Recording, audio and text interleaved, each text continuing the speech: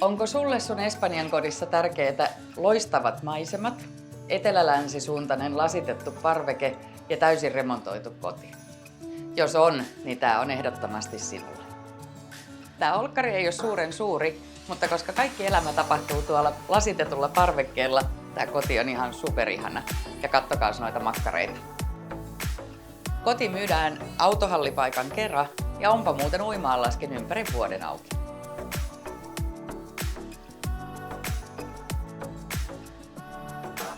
Kodin toiminnallisuutta lisää erillinen WC ja sitten kylpyhuoneessa on lisäksi lattialämmitys.